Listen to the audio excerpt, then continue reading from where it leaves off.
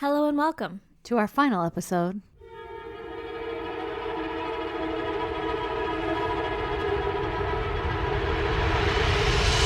God damn! Oh, it's the final one? Just kidding. Shit, what's going to happen to us? I mean, we made it a whole year, so we're done. It's really all we can ask. I've survived yet another year. Yes, and we don't expect much more. I mean, I kind of do. Yeah, actually, I really do. I would like a couple more years with my kids to see how they turn out. Yeah, and make sure you didn't fuck them up real bad. Yeah. Or you did. Or I did, and Yeah. then I'll just, bow out gracefully. Flames and glory. The huge. Yeah. All right, Stacy, do you have a goddamn for me? Oh, I've got a goddamn. Oh, have you got a goddamn? I do. So, for my birthday. What? Happy birthday. Thank you. We got tickets to Kaboo and Del Mar. Uh-huh. That I, again, could not go to. I know, because you're always knocked up when we go to this. Mm-hmm. But you're going next year. I concur. Yeah, you have to. So for people who don't know, Kaboo is like this big old outdoor festival, and they have music and comedians and like artists and shit, and it's all day in the sun. It's actually all weekend. It's my nightmare. Friday, Saturday, Sunday. Just saying. Well, you wear less sunscreen and you drink a lot of water, or you're supposed to, and you get smashed. So, it's a blast, right? Uh-huh. So we only did one day this year. I've only ever done one day because I'm old and I can't hang for 3 fucking days like that. Yeah, and fuck that. Yeah, but it's all day. And so we went Friday and we saw like the headliners were like Wu-Tang and Snoop Dogg and and Kings of Leon. And Which, in case you didn't know, Stacey's a huge Snoop Dogg fan. Lay back. Anyway, so I was super excited. And we went, and it was so much fun. But before we went, we decided to pre-party because the gates open at like 2, right? Mm-hmm. So we had like 2 glasses of champagne at my house, and then we all went out to lunch to have a couple more drinks and fuel up on food because you're not going to eat all fucking day there. Yeah. And when you do, it's like carny food, so you're like, I'm for sure going to die from whatever mystery meat I just put in my mouth. Mm-hmm. And we're leaving the restaurant that we had just ate at, and one of our friends was kind enough to drive us, so we didn't have to pay $90 for an Uber ride. Hell yeah. She works in a medical office, and there's a doctor who lives really close to the fairgrounds who said that we could park in his driveway, Nice. and then we could Uber from his driveway to the fairgrounds, right? So then it's like a $10 Uber or whatever. Yeah, split between like 4 people. Yeah, no big deal. So that's what we do. But I drank a lot of liquid, and I am I'm a mother. Lightweight bladder. Lightweight bladder.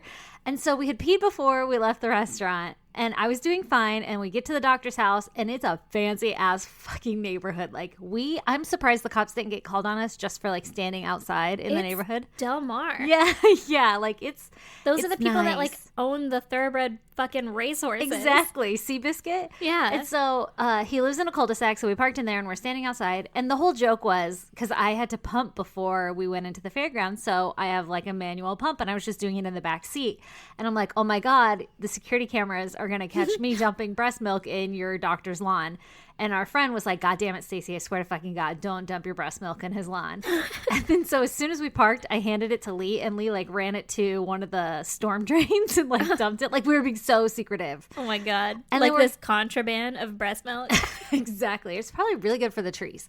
Yeah. But anyway, so we're standing there, and Lee calls the Uber, and they're supposed to be there in 7 minutes. Well, it's been like 15 minutes and the dude's still not there. And so he's like, well, now it says 6 minutes. Now it says 8 minutes. And it's like taking forever for the Uber to show up. Yeah. And Lee's like, it's so weird. He's not even facing the right way. And I'm like, cancel it. And he's like, they're going to charge me $5. And I'm like, I will pay you $5 to call a Lyft or whatever, like pick something else. I just want to go, and I don't want to be in this cul-de-sac anymore. Yeah. And so we're still waiting, and it must have been like 30 minutes. I don't know. I was pretty buzzed at this point. But I was like, you guys, I have to pee. And it's not like I can just hold it forever. And I'm thinking, when the Uber guy gets here, it's still going to be another like 20 minutes because you're sitting in traffic. And then plus you have to walk for fucking ever to get into Del Mar. Yeah. I'm going to piss myself. Like, that's not an option. It's either like... No, especially if you're standing and walking. Oh, yeah. Yeah. I just pushed out a fucking 7-pound, 3-ounce baby. Yeah, like, you can't hold in some pee. No, I can't hold that shit in right now. And so I was joking and I'm like, okay, I think I've picked out my piss bush. Like, this is happening. Thank God it was like really, you know, they had trees and shit. Oh, private. A private piss bush. It was a private piss bush. It was pretty much in the open. But I'm a mom, so I had baby wipes with me and I was like, don't worry, guys. I'm fucking ready and I'm going to do it. And our friend is like, God damn it, don't pee in the yard. And then her husband was like, you know, I kind of have to pee also. He's like, I'll take the other side of this piss bush. Well, he's like, I feel like if you pee there, I could just pee on top of it. And it's like one person peed. Like we were like rationalizing why it was okay. We're kind of feeding off of each other. Or maybe he just said it once to me and that was like my okay to be like, yeah, I'm going to piss here and then you can pee and it'll be great and we'll feel so much better. Yeah. So then I'm like, I'm going to do it. And then they make like a wall in front of me to like block me from the street. Not that anybody was driving by, but I don't know why they were all so fucking close now in my memory. I should have been like, go stand somewhere else. Yeah, like, I'll just be over here by myself. Girl, I have never dropped trout so fast and peed so much in my life. And I was giggling so hard the whole time because I'm like, this is going to get me in trouble. Like, if a cop drove by right now, this is like indecency in public. And this is when your Uber pulled up. Well, actually, maybe a minute later the Uber pulled up, but I'm so glad I peed. But get this. So the guy we were with who also had to pee, he didn't pee on top of my pee. We weren't piss buddies. Instead, we get in the Uber and we're driving and we drove for like maybe a mile. And he was like, no, you have to pull over. I have to pee. Really? And the Uber driver pulled over. Did he just pee on the side of the road somewhere? He did, but it's like Del Mar fancy fucking neighborhoods. Oh my God. And so like, you know when you pull into a neighborhood and they have like trees perfectly spaced? Yeah. We pulled over there and there was 1,000 cars going by and he just jumps out and pisses on this bush and he's taking forever and cars are honking. I've never seen an Uber driver laugh harder in my life. Like cars were honking? Yeah, like he wasn't in private. Oh my God. And then he jumped back in the car and he's like, listen, I cut it short. I could keep going, but I feel a little better. And then his wife was just like, fucking mortified by She's both like, of us. Why are you people in my life? What have I done to deserve this? Bitch, you're married in. You're stuck now. Welcome. Anyway, so it was like such a shit show, but so fucking hilarious. And then at the end of the night, I was about to leave and he looked at me because he listens to the podcast. He looked at me and he goes, oh, that could be your goddamn. And I was like, oh, good idea. And he goes, but don't say my name. Aw. So you know who you are. I know who he is too. Okay, Erin, give me your goddamn. Okay. Well, mine is the other day, my kid was like, I want to go water the plants, right? Which means he wants to play with the hose. I was like, he's going to pee in a bush too. Right. No, my kid doesn't pee outside like a monster. Oh, mine does. It's really cute. My kid only pees in his diaper, so it doesn't really count. So he does pee outside. But I was like, okay, I'm going to go out there and sit out there with you because, like, Dad's going to help you out with the hose and shit. But Yeah. I'll just be there for... I will be present in your life. Yeah, moral support or whatever. Mm-hmm. And that turned into him, like, spraying me with the hose. And I was like, God damn it. Naturally. And I was wearing leggings. And I was like, fuck. Since my leggings are like really wet, I'm really itchy now, like all over my legs. It was so itchy and weird and like uncomfortable. So we get inside and I like rip off my leggings and I put on whatever pajama shorts or some shit, right? When you pull your leggings off too, it's like you can feel your hair growing on your legs. Yeah, right. They can breathe again. Like pores are opening back up. And then I realized that I had bug bites all over my legs. Oh no. And I was like, that's fucking weird. Like something out there. I was literally out there for 15 minutes maybe, and something bit the fuck out of me like a bunch of times. I'm like, I'm never going outside again, right? Were they ants? I don't know. There were bug bites all I over. hope he fucking died. So then I was like, okay, well, kid goes to bed, and then I was like, I'm gonna sit and I'm gonna edit. So I had my laptop on my lap, as a laptop should be. Yeah, where they go. Yeah. On top of. And I was sitting on the couch, and I had like, you know when you sit with your ankle over your knee, like you're making the number 4 kind of? Yep. Like Yeah. the old school dad Yeah. sitting move, Yeah. and you're like flipping your flop. I was doing one of those, and I had my laptop like balanced precariously on that little triangle area of my lap. Uh-huh. And then I was just sitting there and having a good time editing, listening to murder and stuff. And then out from behind my laptop on my fucking leg crawls the biggest spider I've ever seen in my fucking Stop life. it. What is up with you and spiders? I don't know. It's Ew. goddamn spider season. I will vouch for that. It is spider season. But was the spider on you? It was on me. It was on my bare ass fucking leg. No. Just crawling down. And I flipped out. I screamed a couple of times. I may or may not have thrown my very expensive laptop. Oh, God. And it, like, thankfully closed, like, the right way and safely and, like, landed flat on the floor. Not to mention potentially losing our precious, invaluable episode. Yeah, we might not be here today had that not landed correctly. Because it's literally what we use for everything. And I freaked out, and then I, like, jumped off the couch, and I couldn't find the spider now because I'm, like, in my Lost fit him of in the fucking tussle. joy. Yeah. I couldn't find it. And Brandon was playing video games with his headphones on, like noise-canceling headphones. So he can't hear you getting murdered by a spider. Oh, he heard me because I screamed loud as fuck. And so he came over, and he has a dog bone in his hand because it was on the floor, I guess. And he's, like, looking on the floor, and he's like, where is it? Where is it? Because he knew what was going on. Yeah, he knew instantly it was just a spider. Yeah, and so I don't know, and I, like, kind of shook myself a little bit, and it fell off of me because it was still on you. fucking on me. No. Yeah. Yeah, and it was the biggest spider I've ever seen in my life. And I was like, it's right there. I was, like, screaming about it, and he got it, and he killed it or whatever. Long story short, that's what my bug bites were from. This thing had been, like, inside my leggings, I think. This spider was inside my leggings. I took them off, and it was, like, I don't know, up in my cooch. I don't know where it was. It's like, I live here now. It was closer to my body than I've ever wanted anything. Oh, my God. Yeah. How? I have no fucking idea. Were they old leggings? Like, has he been living in there for a little bit, and you just, like, pulled him out of your dresser? You should check your dresser. I mean, they might be. Oh, my God. I don't think I've worn them in a while. I'm but itching right now. yeah, I am too again. Oh, God. So I have giant ass fucking spider bites on my legs. Dude, that's like when I had the pincher bug in my PJs. It's probably eggs. Oh, God. And I almost lost all of our podcast and everything that comes along with it. Recording capabilities. Holy shit. Everything. And Brandon was like, you just threw the fucking laptop. And I was like, no, I didn't. You're like, yeah, I did. There's a family of fucking spiders burrowing into my skin right now. Yeah. Oh, my God. What if it pops and spiders come out? That'll of your be bug my bites. next week's goddamn. Oh, God. That'll be my goddamn. You're not allowed in my house. That's not okay. Yeah. Anyway. Well, those were some beautiful goddams. Yeah. Welcome to episode 54. Yeah. All right, Erin, I think you kick us off this week with your murder story. I do kick So us let's off. hear it. All right. Well, my story is about Kitty Genovese. She was born Catherine Susan Genovese in 1937 in Brooklyn, New York. Okay. So apparently Kitty is a fucking nickname for Catherine. I know. I was just thinking, when you said kitty, it made me think of that 70s show. Me too, every time. But don't, because it'll be sad.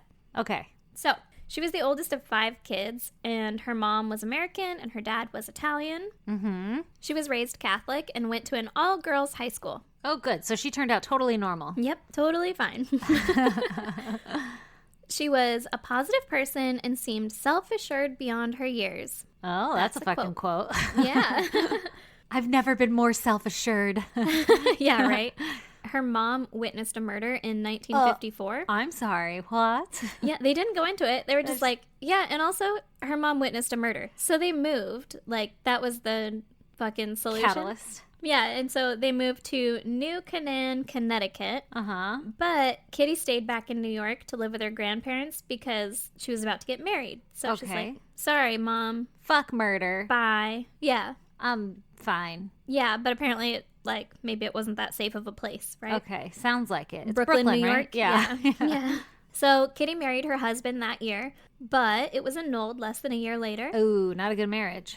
I guess not. Yeah. So she got an apartment and worked a couple clerical jobs, but she hated them. Yeah. And so she became a bartender. Ooh, Kitty sounds like a blast. Hell yeah. So in 1961, she was actually arrested. Ooh. Mm-hmm. It's because she went to that all-girl Catholic school. So Well- she's letting her freak flag fly. She is letting her freak flag fly.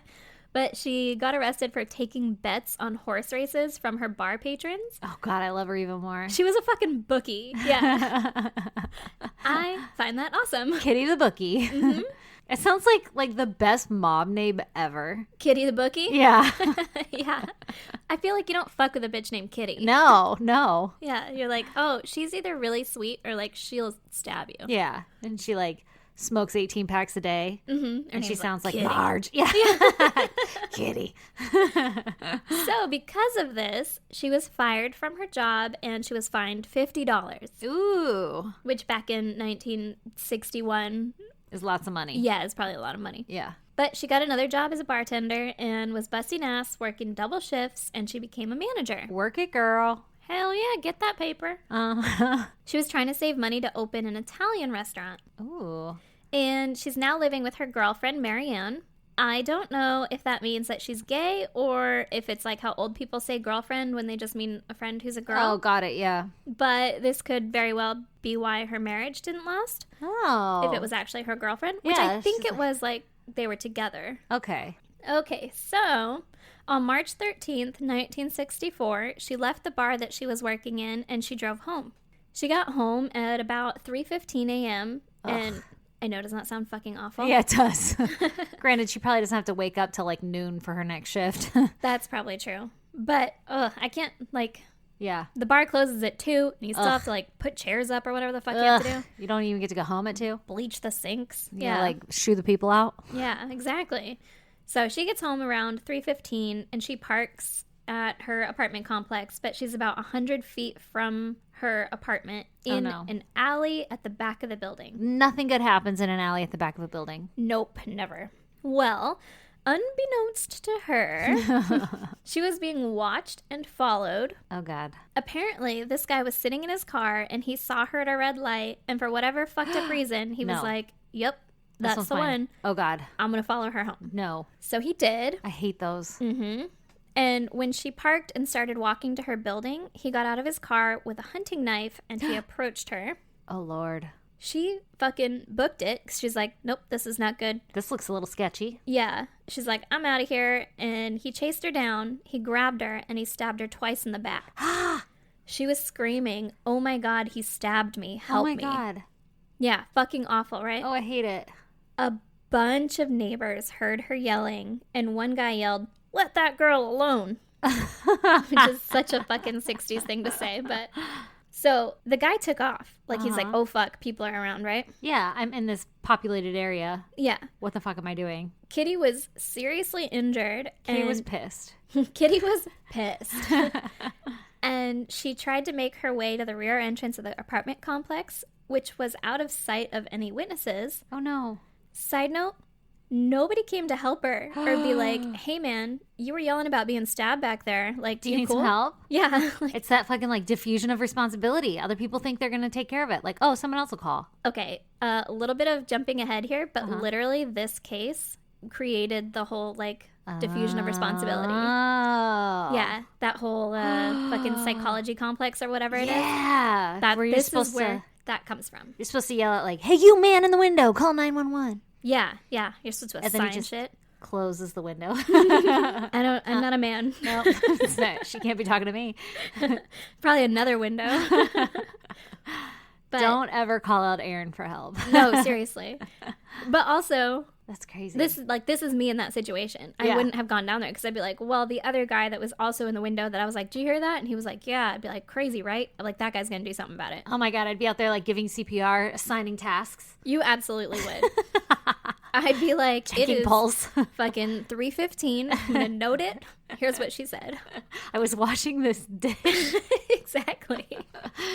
So they were just like, well, glad that's over, right? I can go back to bed now. Yeah, they went back about their business. And so she's in the back of the apartment complex right now? Yes. Okay. And a few witnesses said that they saw the attacker get into his car and drive away, and then return 10 minutes later wearing a wide-brimmed hat. Okay. Apparently, He's gonna go fucking gardening or something? I imagine it was to, like, Disguise himself? yeah, disguise his identity, because he's like, there were a lot of people out here. I'm going to wear this wide-brimmed hat in case they're looking down from their apartment windows. You can't see my face. Yeah, that's weird. Well, apparently, he systematically searched the parking lot, train station, and apartment complex for Kitty. How do they know it was systematic? I don't know. Maybe he made a grid. It's like Battleship. Yeah. B14. Maybe he touched one wall and just followed it around no matter where it went. Like you're out trying to get out of a cave, you know? There was a system. Yeah. There was a system. We don't know what it was. He did. Okay. So eventually, he found her lying in a hallway at the back of the building. The door was locked, so she hadn't been able to get inside. What the fuck, people? Right? This like, poor girl. One person could have gone down and been like, You okay? you okay? You want me to get the door? Yeah, it appears that you've dropped your keys in the fucking struggle back there. Yeah. Looks as though you've been stabbed in the back a few times. You Yeah. could use a hand. So when he found her, he stabbed her a bunch more times. Why? Just because he picked her. Then he raped her. Ah! He stole the $49 that she had on her, and he took off again. Holy shit. That's terrible. Goddamn, right? Yeah. A neighbor found Kitty almost right after it happened and, stayed with her. Oh, well, that's nice. But terrible timing, neighbor. Seriously. Could have used you 5 minutes before. Right? So this was also a time before 911 was a thing. Oh, really? I can't imagine life before 911. Yeah. You could call, the police station, but Yeah. it wasn't, A an dispatch. emergency line. Yeah, they wouldn't, have first responders show up. Exactly. So, of the witnesses in the beginning who didn't really do much to help, one guy actually did call the police. Uh-huh. But from what he saw, it looked like a girl had been beaten up and then gotten up and staggered away. So it wasn't given a high priority. Because they're just like, oh, well, we'll She talk to her staggered when we away, can. so, I mean, Yeah, how she's bad clearly could it still be? alive. Yeah. Another witness after the second attack had seen what happened but didn't know what to do. So he called two of his friends to, fucking talk it out and see what he should do. The second friend that he called ended up calling a third friend Jesus. and was like, can you believe this shit? Isn't that crazy? Yeah. Mark or whoever just Fucking saw this Brad shit just happen. called me. Yeah, exactly. And then that third friend called the police. Oh my gosh. So it's like third-hand information at that point. Yeah, but the police got to the scene only a few minutes after that third friend called them. Oh, good. So fucking call them, people. It actually does something. Yeah. Like that had to telephone through a couple people before Exactly. they even had the call to come. I don't know what to do. I'm going to call my friend. Well, how about, I don't know what to do. Maybe I'll just inform the police. And if they're like, mind your business, then be like, all right, cool. Just I'll want to call make my sure. friend. Yeah. So they got Kitty in the ambulance at about 4:15 a.m., Wow. but she died on the way to the hospital. Oh, no. That's sad. Yeah. So, like most murders, the police looked to her girlfriend first. Okay. And the police interrogated Marianne for 6 hours the next morning. Jesus. And they also interviewed neighbors and apparently were really interested in Kitty and Marianne's relationship. I think it's because Yeah. it was a different time. Risque. Yeah, then, and they're like, well, what kind of lives are they living type of thing? Yeah. Which is stupid. A woman just got murdered Yeah. and everybody said it was a man, right? Yeah. Yeah. So why do you give a fuck about? About this chick that she's with? Yeah. Yeah. But that's life in the 60s, I guess. As a woman. Yeah. So meanwhile, 6 days later, over in Queens, police catch a guy named Winston Mosley. Uh-huh. He apparently had been burglarizing homes. And then I have this bullet in my notes. This is where a huge ass fucking spider crawled out from behind my computer on my goddamn leg. I think I'm going into labor. Okay, well, let's just address this now. 1, I'm glad you didn't go into labor. 2, you were in the middle of doing notes? I was literally in the middle of doing notes.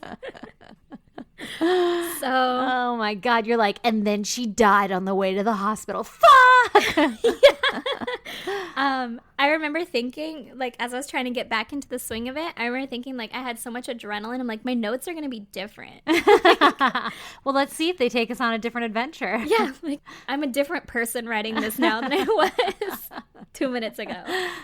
I was a different me back there. I was more naive. Yeah, exactly.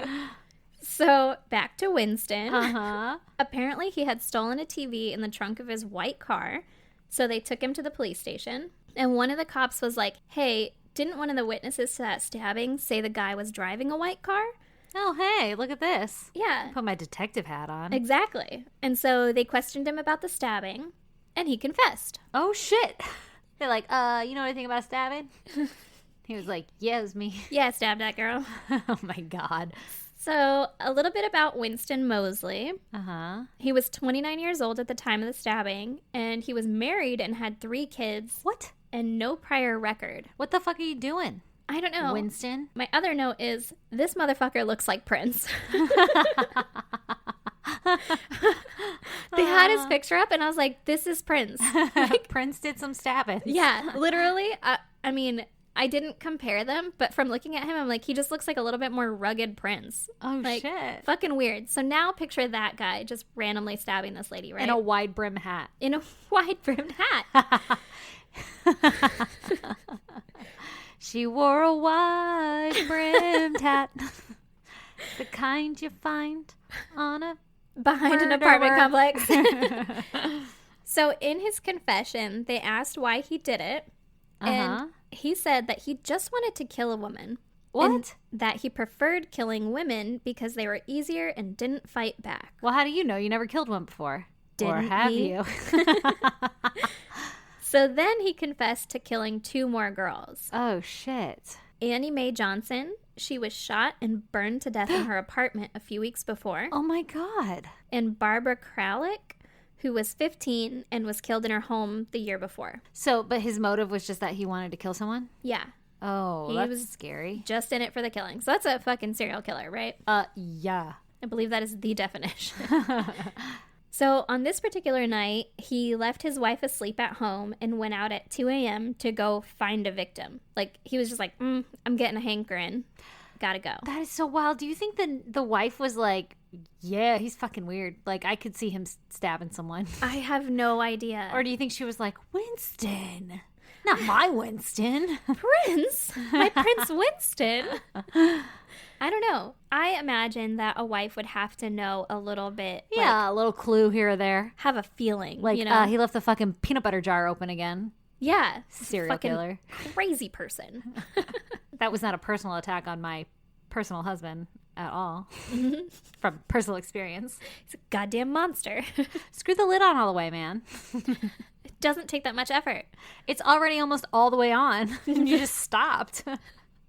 So that's when he saw Kitty, and he followed her home and he killed her. Uh-huh. Apparently, he had details of the attack that matched up with evidence, so they were able to confidently charge him with Kitty's murder. It wasn't like a false It's not confession. Just, like, claiming it, yeah. Yeah. But they didn't charge him with the other 2 murders, All right. in part because another man had already confessed to the murder of the 15-year-old girl. Jesus Christ, to be in Brooklyn. Everybody's like, no, I did it. I feel like the police interrogation has something to do with it. Oh, like the way that they get the confession? Yeah, because these people are like, Maybe. I just want to fucking go home. And they're like, you've been awake for 18 hours and whatever. Like, If you just tell me, I'll let you go home. exactly. And they're like, You whatever. could just leave. Yeah, I know, if you're not arrested. Yeah. But a lot of people don't know that. I know. My dad told me that when I was a kid, though. Oh, It's that's like, smart. if a cop ever stops you when you're walking home and asks to search your backpack, you can say no. Like, just say no. Be like, fuck you. You don't have I any need reason. a warrant for my backpack. Yeah, and I'm like, you're going to pick me up at a fucking police station. You're like, Dad, I literally just have, they're just Sharpies in my backpack. Yeah, I'm like, well, it doesn't. And I would I'm tell not him selling that. drugs. I think that's the reason that I am what I am. Because I'd be like, it doesn't matter. Like, they can look in there. And my dad's like, well, it doesn't matter if it doesn't matter. It's the principle of the thing. Like, they can't fucking do that. And I was like, all right. Then I won't let him. Yeah. So, at his trial, he pled not guilty by reason of insanity. Okay. And But was he crazy? I will tell you. Okay. So, he detailed the murder, and the jury found him guilty. He was sentenced to death. Uh-huh. So, I said that someone had already confessed to the murder of 15-year-old Barbara, right? Yeah. Well, that someone was Alvin Mitchell, and Winston agreed to testify in Alvin's trial as, like, his defense as long as he got immunity for Barbara's murder. So he's like, I'll tell you all about it, but, like, you can't charge me for it. I'm just here to get this other guy off, basically, right? Is Barbara the one he is saying, no, I did it. It wasn't this guy? Yeah. Okay. Barbara's the 15-year-old girl who was Okay. killed in her house. Yeah. Got it. Yeah. So they allowed him to, and he confessed to the jury that he had killed Barbara, and that resulted in a hung jury Wow. and a second trial for this guy.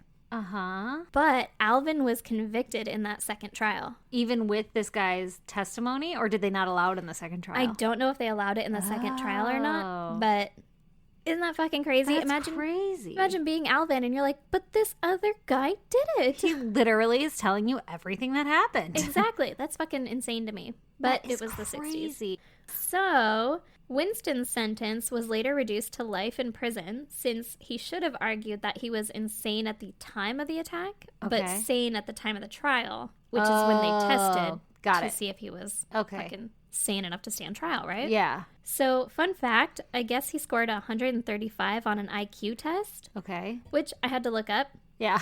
And apparently 90 to 110 is average and 140 and up is genius. Ooh, so he's right in the middle. Well, he's considered very superior intelligence. Huh. That's which weird. Is fucking crazy to me. Like, the smart people are going around killing people?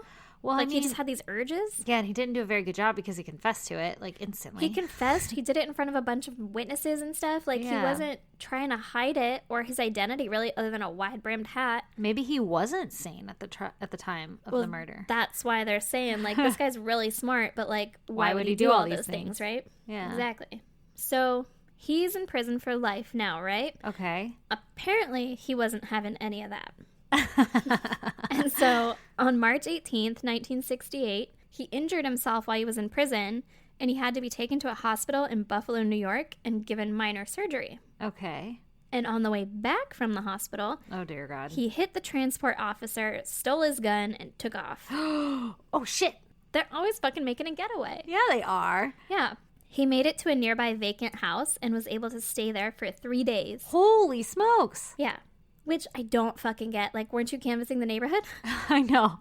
Hey, but now we have, like, GPS and shit. We could track your... I'm sure, like... You'd have an ankle monitor. Yeah, they know exactly where everybody is. Yeah. Well, and, like, transport vans and stuff, I would think have, like, a cage or something now. Yeah, yeah. So they can't just, like, knock out the driver and take his gun. Exactly.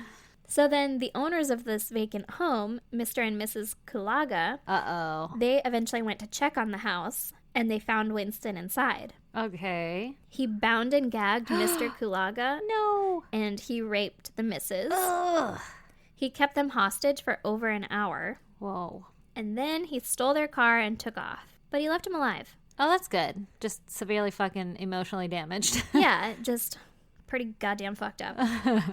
So he made it to Grand Island, where he broke into another home with a mom and a daughter. No. And he held them hostage for 2 hours before he finally let them go, and they were unharmed. Okay, good. He was caught by police and given 2 additional 15-year sentences to be served concurrently with his life sentence. Okay. Which means fucking nothing. Yeah, yeah. So he was up for parole in 1984, and during the parole hearing, he had the balls to say this. Uh-oh. For a victim outside, it's a 1 time or 1 hour or 1 minute affair. Oh my God, stop. But for the person who's caught, it's forever. Yeah, don't fucking do that to people. What are you, like, trying to be a goddamn victim? Yeah, get out of here with that shit. You deserve it. You deserve worse. Yeah. Kill him. Yeah, let me be on the jury. I know. Put me on the jury. Now this motherfucker I could kill. Yeah, okay. I've heard, some people are insane or whatever, but this guy's literally trying to be like, it's so much worse for me because, like, you just died once. I have to sit here in prison. Oh, what the fuck? Yeah.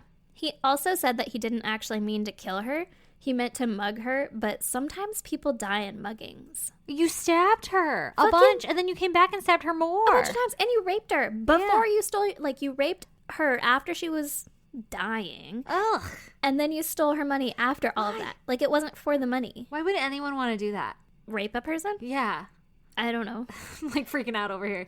Like, she's just, like, bleeding from stab wounds and probably like, ow, stop. And he's just raping her. Like, why? And she had wounds on her hands. So, like, there was defensive marks and stuff. Oh, my God. Yeah. So gross. Fucking Winston. Yeah, exactly.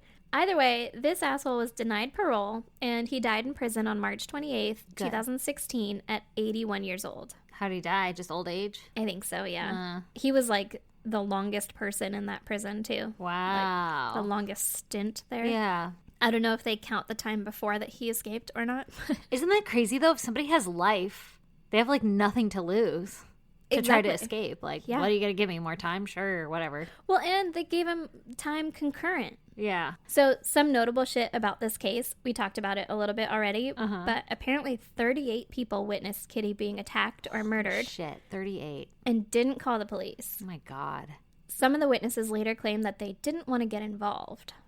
Assholes. Yeah, and this case was used in psychology courses to show that the larger number of bystanders, the less likely that someone will step forward to help a victim. Isn't that sad? Which is what you were talking about, the diffusion of responsibility. Yeah. It's also called the bystander effect. Yep. And I can relate.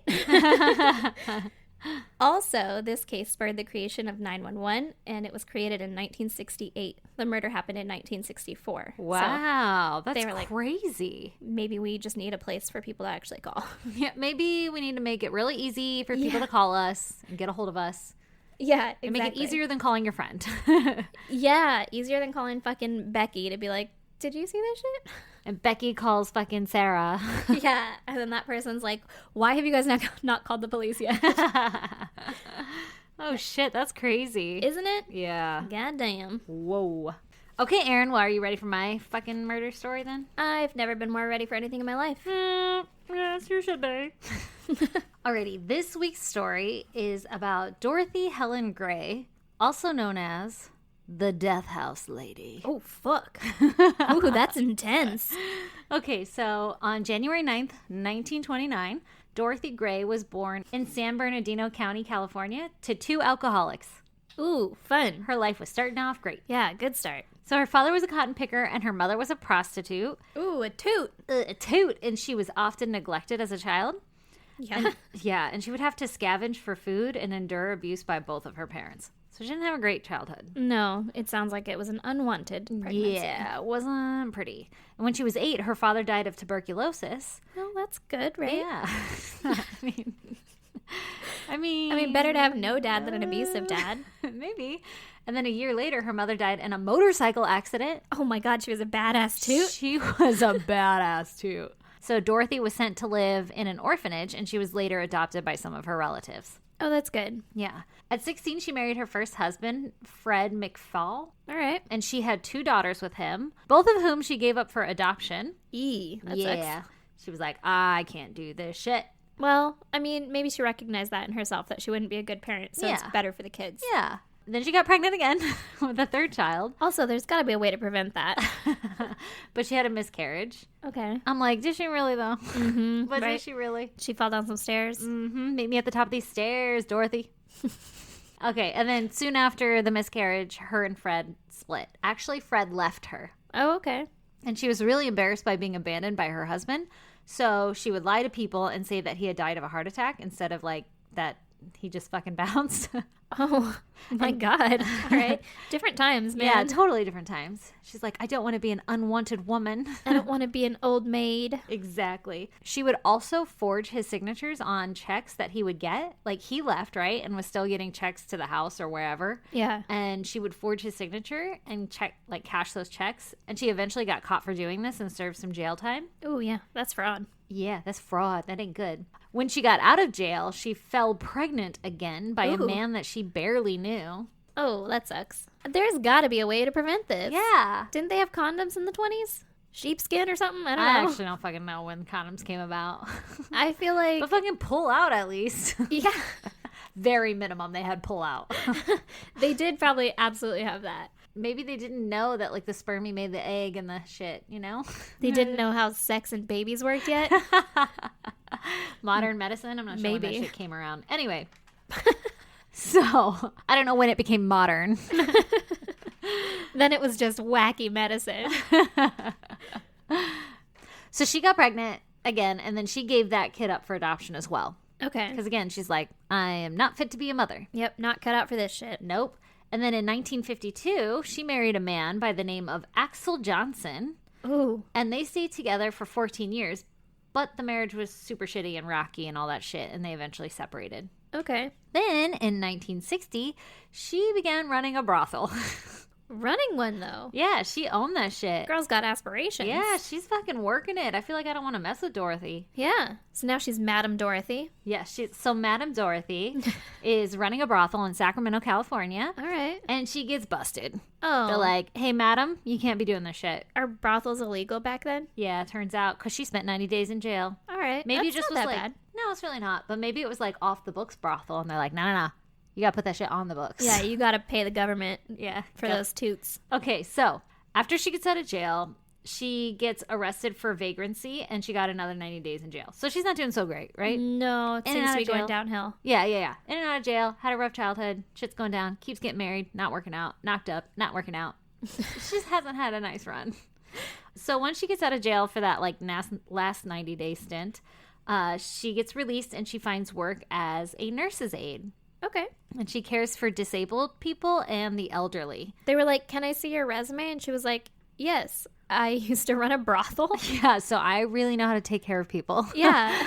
I'll make sure they get everything they need. I'll take care of grandma and grandpa. Ew. Ew. Okay, but she would go to their homes to care for them. Okay. Soon thereafter, she began running her own boarding home. Okay, so she just sees an occupation and is like, "I could do that. Yeah. I could run this." I'm going to own that. Yeah, exactly. That's exactly what she was doing. Okay. Then in 1966, Dorothy and Axel get divorced, which I said they had a rocky marriage, and after 14 years they get separated. Okay, so here's where they get divorced. And she marries another man who was 19 years younger than her, who went by the name Roberto Puente. Okay, so he's got a little, she's going a little exotic cradle robbing. Yeah, a little Mexicano. Yeah. Actually, somewhere in the story, she claimed that she was born in Mexico City and all the shit, and that she was Mexican. Oh. But the article I read was like, that was a lie. And then all the pictures, she looks like a white chick. So I don't know. Well, she could have been trying to claim that because of Roberto there. Maybe, perhaps. And she's like, "Oh yeah, we have so much in common." Yeah, look at this. But she does marry him, so then her name's, instead of like Dorothy Gray, is Dorothy Puente. Like if you look her up, now it's all Dorothy Puente. All right, she's exotic now. She's exotic. So this marriage only lasted 2 years. And then her next marriage was to a man by the name of Pedro Montiavo. Ooh, okay. And he was a violent alcoholic, and the couple separated a few months later. Okay, why do you keep getting married to these people? Dude, she's fucking crazy. Maybe hang out with them for a couple months first. See if you really want to do this shit. Yeah. But maybe it was like all about like not wanting to be An old maid. Yeah. So Dorothy ended up starting to go to local bars, and she would find men who were receiving pension checks. Mm-hmm. And she would win them over with her wit and her charm. Ah, yes. And she would steal those benefit checks and forge their signature and steal their money. And Okay. she was like working this hustle, right? Yeah. Meanwhile, she's still running that like boarding home, nursing home, whatever the fuck it was. It was like 16 beds or some shit. Ooh, okay. And she cared for like the disabled and the elderly and all of that. But in between, she'd like go to these bars and she would like hustle these men for their money. Yeah. Eventually, she was caught and she was charged with 34 counts of treasury fraud. God damn. And she only got probation. Like, she got like 90 days before for running a brothel and shit. Yeah. But this, she just got probation. Okay. So even though she was on probation, she still continued to scam people. And in 1982, strange things started to happen at her boarding house. Uh-oh. And so in April of 82, 61-year-old Ruth Monroe moved into Dorothy's boarding home. And I guess her and Ruth were like business partners on something. I don't know. It sounds like Dorothy was doing a lot of fucking side gigs, so I don't really know. But they were like friends somehow. Okay. They knew Before each she other moved in. anyway. Yeah. And within 17 days, Ruth was dead from an Ooh. overdose God damn. of codeine and Tylenol. And the cops came and questioned Dorothy, and she was like, "Oh, that's Ruth. That's my friend. She was really depressed because her husband is terminally ill. So I think she might have done it to herself." And the cops were like, "That makes sense. You seem like a very nice, respectable woman. Even though you've been arrested a couple of times and been on probation. And you've done some shady shit in your life. Yeah. We're going to go ahead and rule this a suicide." Okay. Then weeks later, a 74-year-old man by the name of Malcolm McKenzie reported to the cops that he believed that Dorothy was drugging and robbing local men at the bars. Oh, shit. So he claims that he had met her She's at a... Cardi B in him? Dude. Dude, this chick is fucking crazy. Also, like, I'm going to go through the slew of shit that she did, but in the end, when she gets caught, she's an old lady. Like, Yeah. she's a grandma. So just picture grandma this whole time. But she's like a very well-kept grandma. Oh, all right. Okay. Well, she was a madam, not a toot. Exactly. So picture that. All right. So this sweet old lady, and she's like, "Oh, she was very upset over her terminally ill husband." And they're like, "Thank you, sweetheart." Of course she was Dorothy. Yes. Okay, so this guy who claims that he was drugged by her, Yeah. he says, "Listen, I met Dorothy at a local bar. It was called the Zebra Club. I want to go there. Should be called the Cougars Club. Ayo. They had several drinks because they're having a good time. And they went back to his place. Ew. And he started to feel a little dizzy. Oh, man. And then eventually he was unable to fucking move, even though he was like conscious and everything. Rohypnol. Yeah. Rape drug.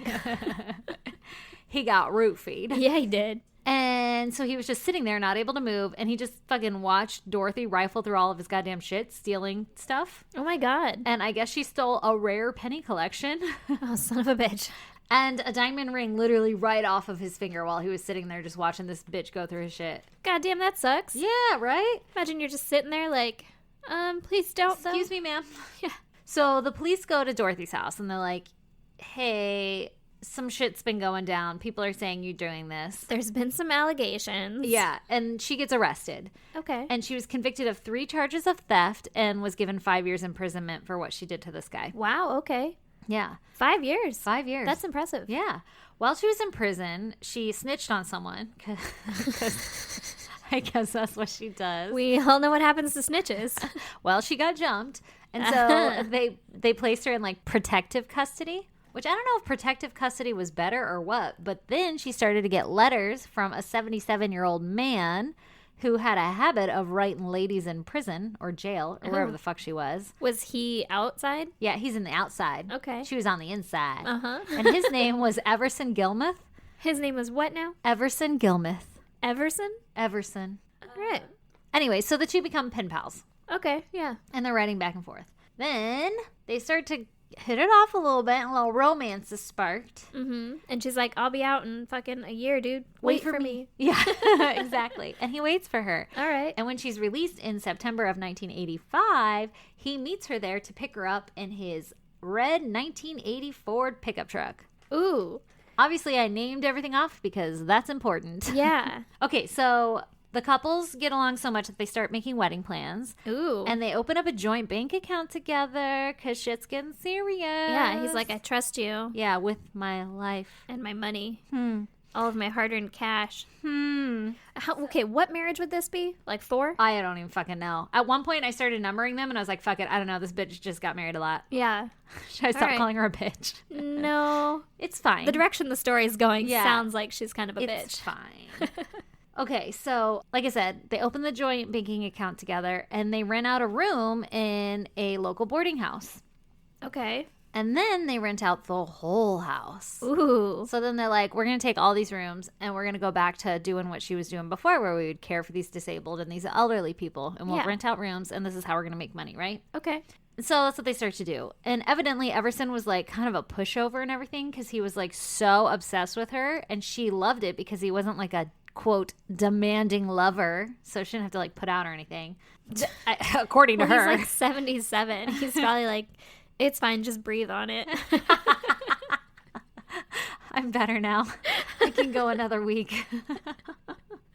And she's like, that's easy. Oh my God. So anyway, he basically was like at her beck and call and did everything that she wanted. Yeah. Okay, so then in November of 1985, so only a few months later, like 2 months later, Yeah. Dorothy hired a local handyman and his name was Ismael Flores. She hired him to put up some paneling in her house. And she also asked him to do a little side job. She was like, could you build me a box that is 6 feet by 3 feet wide and 2 feet deep? This sounds like a coffin. Yeah. And she's like, yeah, I'm sure it does sound like a coffin, but I really just need to store some books and other things. Can you make one end narrower than the other? For the shoulders, I mean, the books. Yeah. Feet don't take up that much room. I mean, I have smaller books. Oh, gosh. She also...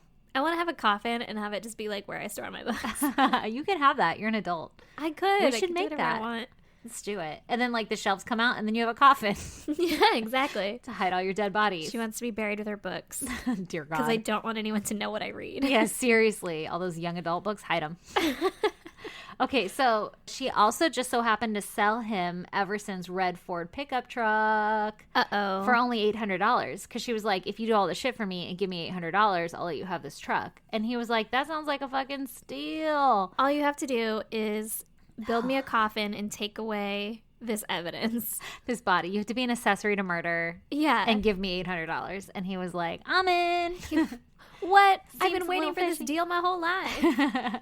And the guy was like, I'm sorry, but like, doesn't your boyfriend or whatever fucking need this truck? And she's like, no. He's in LA now, so he doesn't need the truck anymore.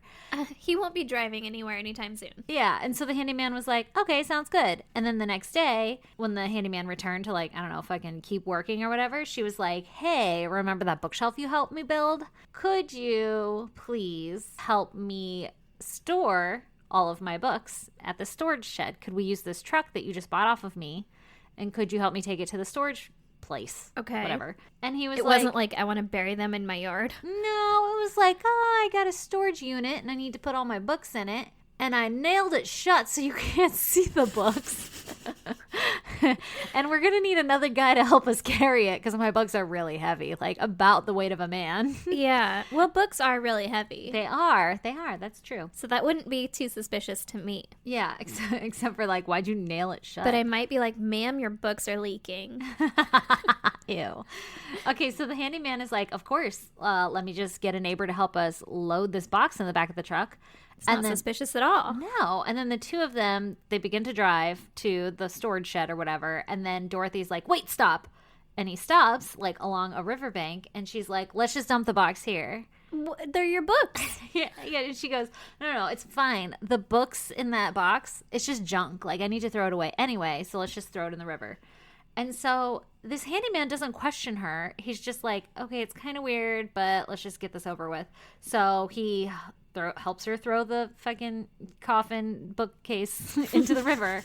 And they go home and they have some beers. They're like, wow, that was a crazy errand we just ran. Thanks for helping me. Yeah. Could really use a beer right now. Yeah, I'm thirsty. So the New Year's Day, what was that? Like a month later, there's two fishermen and they find the box halfway in the river and they notice it smells like fucking death. And they're like, why are all these books in here? Who knew books could stink? No, they call the cops because they're like, I'm pretty sure there's a dead body in that box. And the cops were On this like, coffin-shaped box. yeah. And the cops are like, God damn it. And they open it and they find the remains of an older male. Mm-hmm. And he's in underwear. Oh. And he's wrapped in a white sheet, bound with electrical tape. Ooh. And his wristwatch was still on his left wrist. Okay. So it's like he was getting ready for bed or something. I don't know. But the decomposition of his body was so bad because it'd been like halfway in the river for a month and a half or whatever. Yeah. So they couldn't identify who it was. And it took them 3 years to finally identify it as Everson. They didn't put it out and be like, hey guys, we found this box with a body in it. And then the handyman be like, I put a box in a river. I should report that. Yeah. No, he's probably like, oh, I don't know anything about that shit. I mean, probably. Yeah.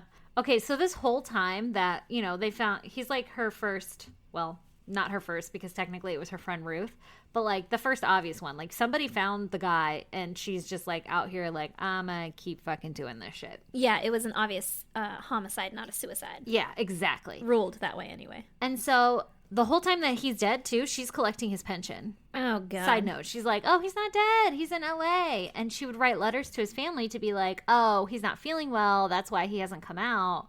But he loves you. Oh my God, what a fucking psycho. Bye. Oh, yeah, she's crazy. So she started to take in over 40, like, boarders, tenants. I don't know. People would come live with her. There's like over 40 of them. Not at one time, just like. Oh, okay, I was like a giant fucking house. I think the house only had like 7 rooms or something. I can't remember. Oh, is that all? Yeah, that is all. Well, I mean, not for 40 people. That's a lot. No, that's true. Some of the boarders would say that she was like an excellent landlord lady, and that she was very kind and she had really good caregiving abilities. But others would complain that she would open their mail before them and would like hold their money from them and would only give them a little bit to go spend. And most of them were like drunks, honestly, or like they abused medicine or something. So yeah. So they're like, oh, she's trying to help. Yeah, she's just trying to like make sure we don't go blow all of our money. But she would like send them with their little bit of money to the bar and they would go get smashed and then they would get picked up on like a anonymous tip that somebody who isn't supposed to be drinking is out drinking, you know, like violating their probation or something. Yeah. And so then they'd get picked up and be put in jail for 30 days and she would continue to collect their money and now go rent out their room. Okay. She had a fucking side hustle going. I guess. For sure. After a while, people started to notice that some of her tenants were missing. Uh-oh. Yeah. So Betty Palmer, a 77-year-old boarder, She went missing after a doctor's appointment, and Dorothy was found with her fucking ID that had Betty's name on it, but like Dorothy's picture. Like she was stealing her identity. Oh, no. Yeah.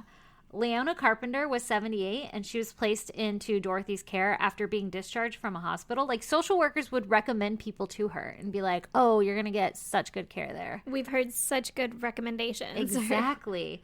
So she got sent there after being discharged from the hospital, and Dorothy made her a bed on the couch for, like, temporary lodging because she didn't have a room available. Yeah. And then Leona was, like, never heard from again after that. Like, oh, I saw that she made her a bed on the couch. What happened?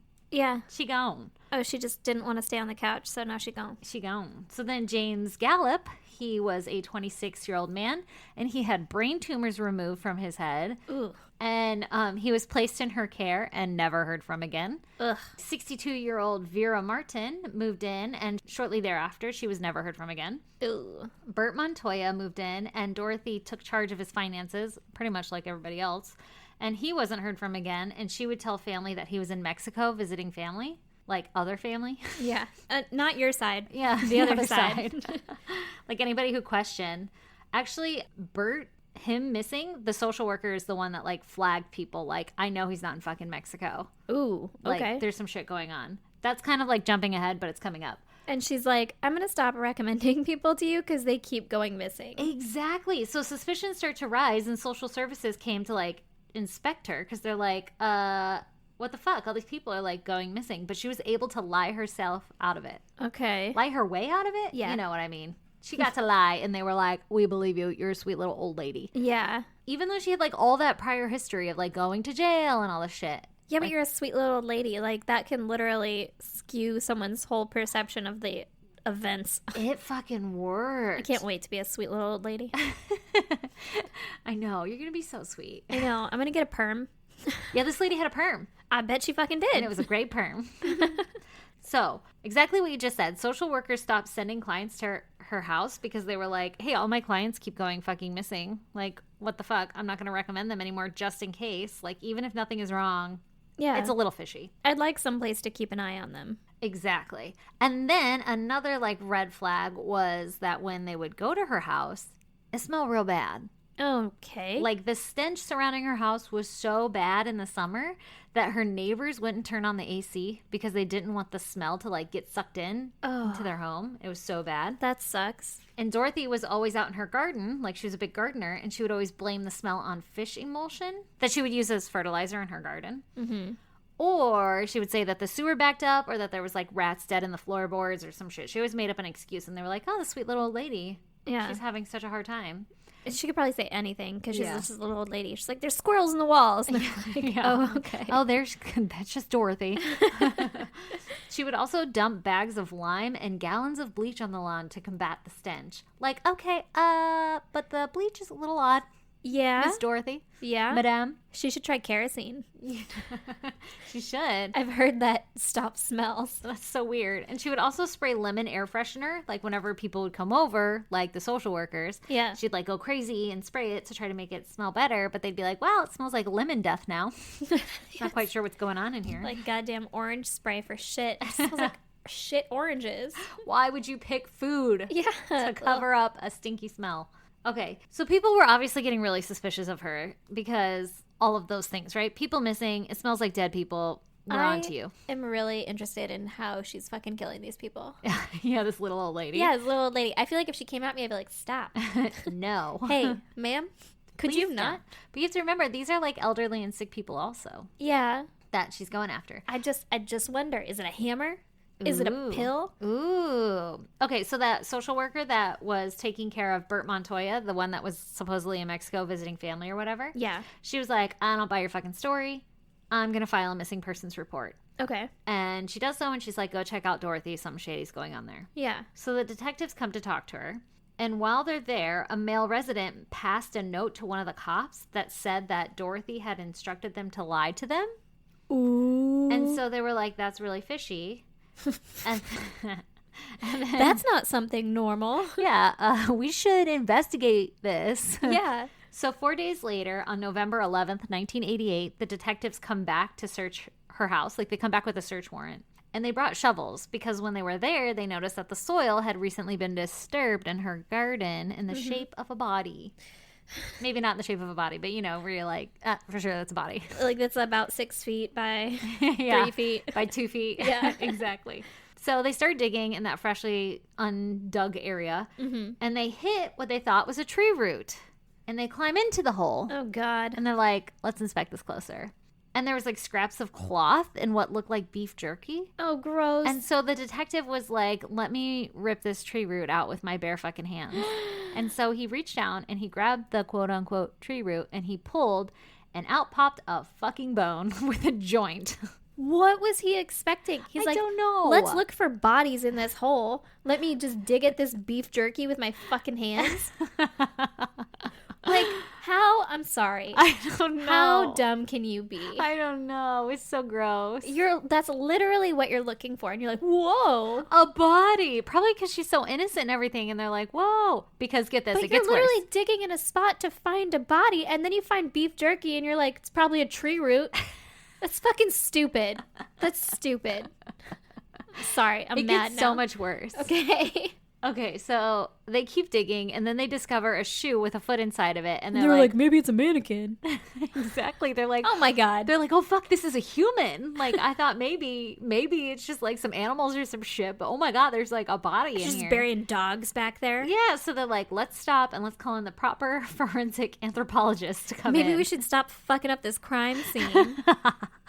right? It was Did probably any of them try the suicide. beef jerky? It wasn't even seasoned. Gross. So Dorothy learns that they found a human body on her lawn, right? And she's like, what?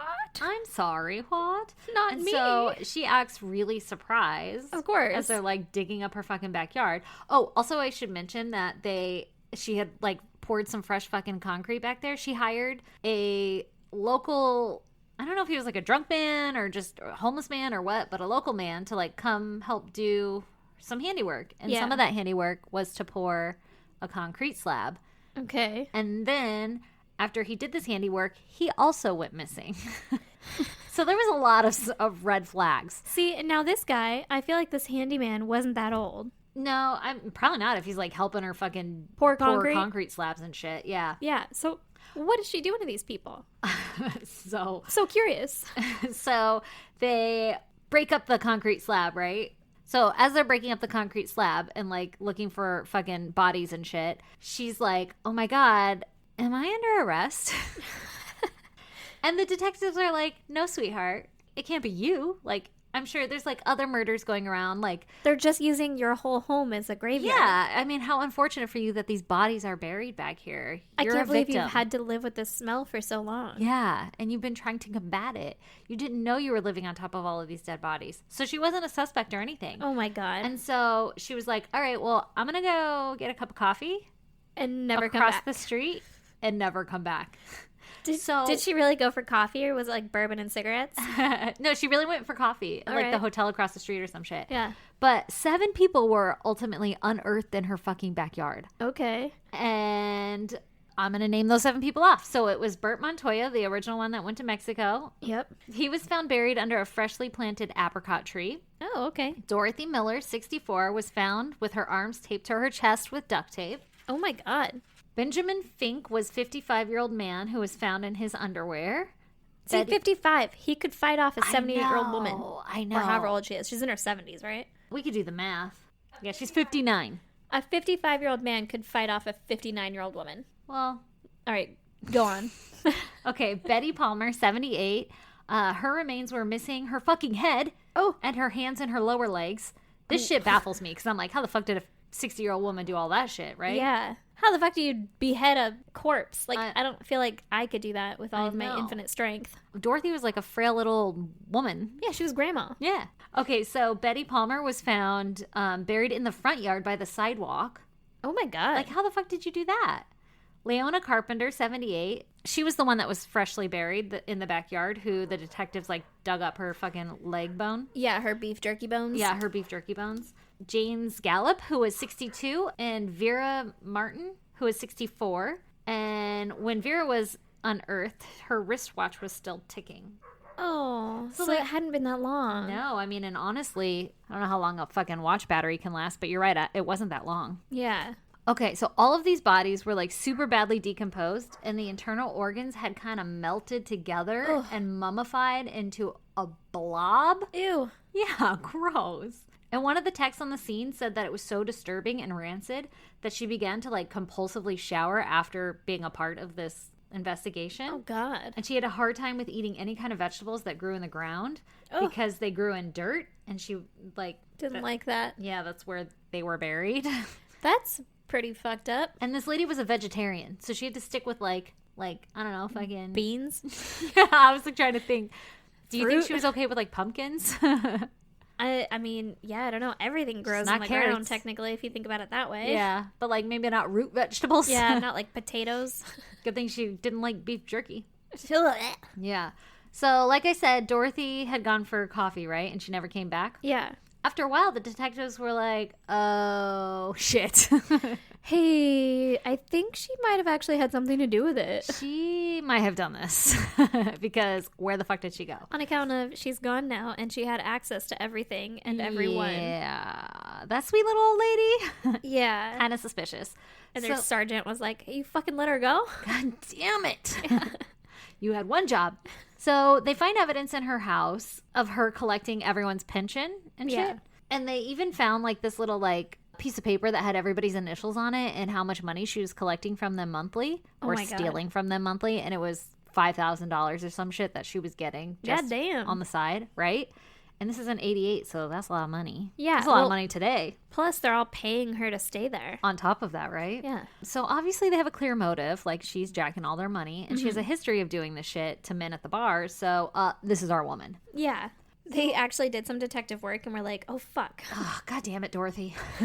So what had happened was Dorothy had gone to the nearby hotel and got a cup of coffee, and she called a cab to take her to a bar, like further away. Yeah. And then she downed 4 vodkas and grapefruit, and then she hopped on a bus to LA. Okay. Side note, she had bought a plane ticket to Los Angeles in her name, and the detectives found that. But then when they went to go to the plane, she didn't board it. Like, she was throwing them off. Yeah. And so they were like, well, she's not going to be in LA because she didn't take this plane ticket to LA, so we're not going to look in LA. Oh, my God. She took a bus to LA.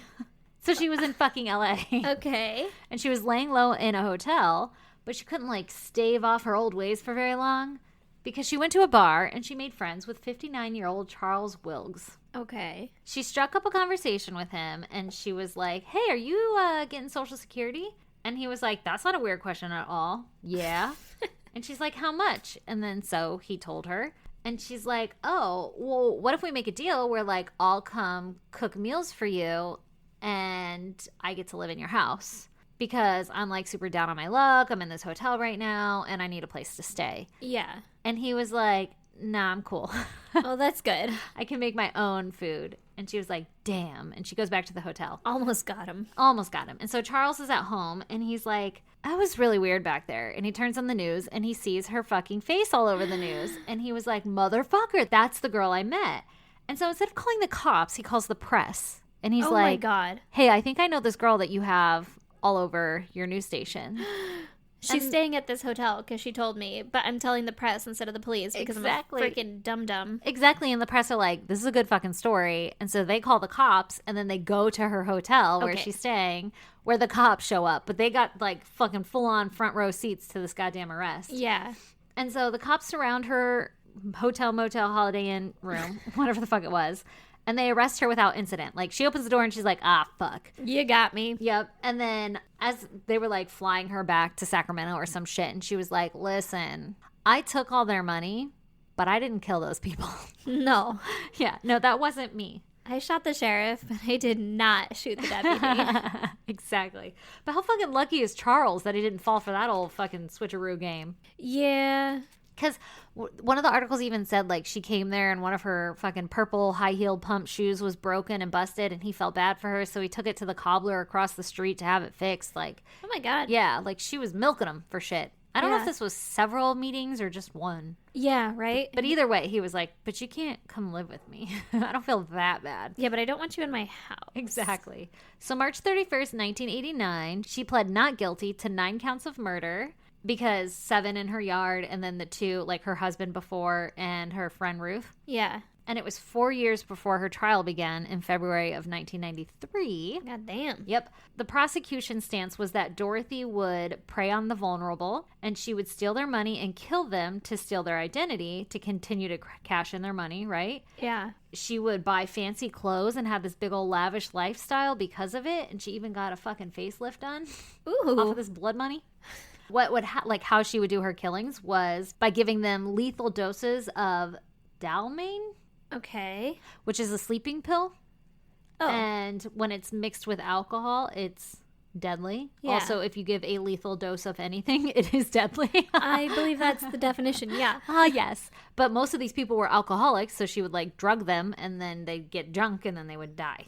So Well, yeah. And she'd probably be like, here's your vodka tonic. yeah, crush, Also- crush. Yeah. Ignore that funny aftertaste. Yeah. I know it's a little chalky. Just drink it. Chug it now.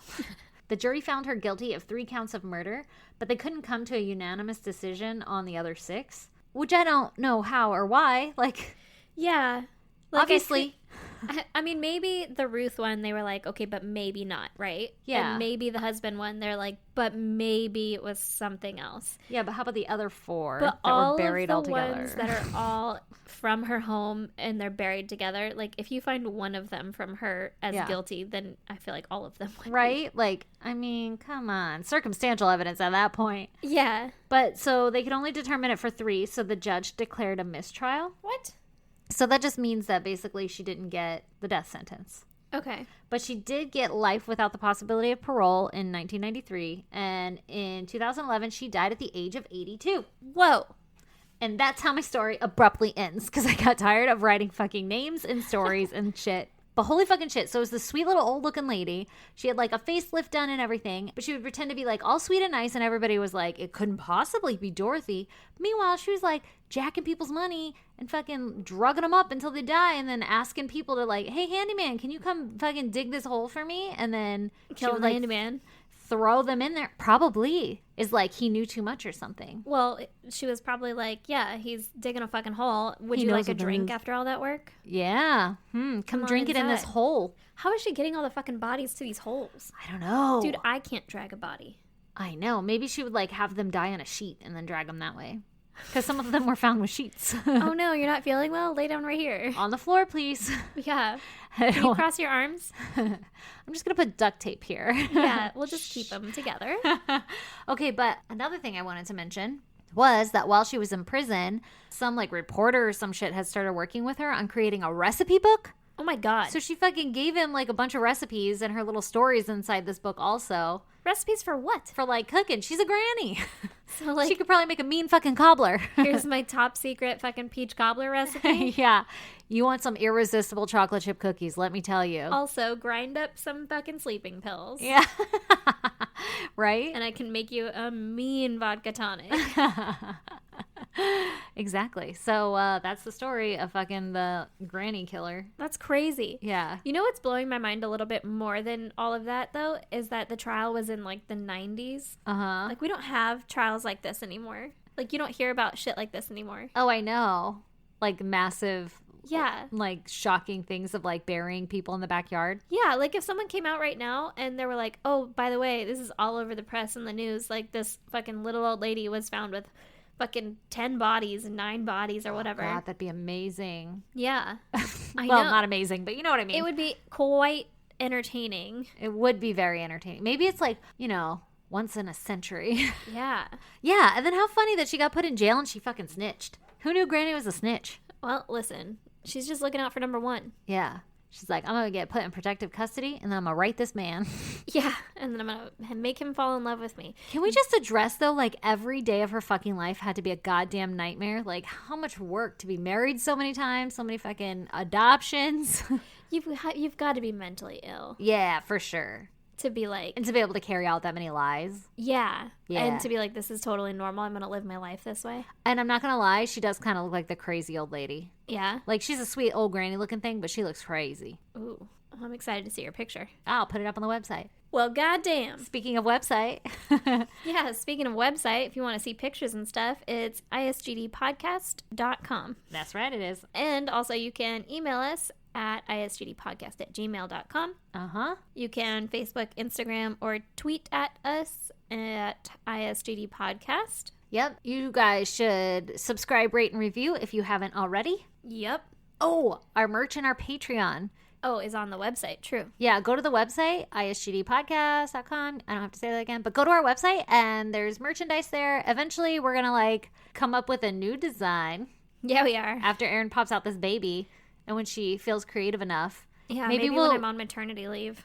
Yeah, we should do that on the Facebook group. Oh, yeah. So give us a suggestion of what you guys want. Yeah, what kind of design you'd want to do. We have a handful of ideas, and we'll throw them out there, and we'll poll you guys to see which one you guys want to do the most. I like it. Yeah, so go join our Facebook group, the Goddamn Pod group. Yep. Right? Mm-hmm. That's what it's called. And also you can send us letters at P.O. Box 2764, Spring Valley, California, 91979. Boop, boop. And that concludes this week's episode. Okay, bye, guys. Bye. And if you're all caught up on our podcast, stay tuned for a promo from Dependisplaining.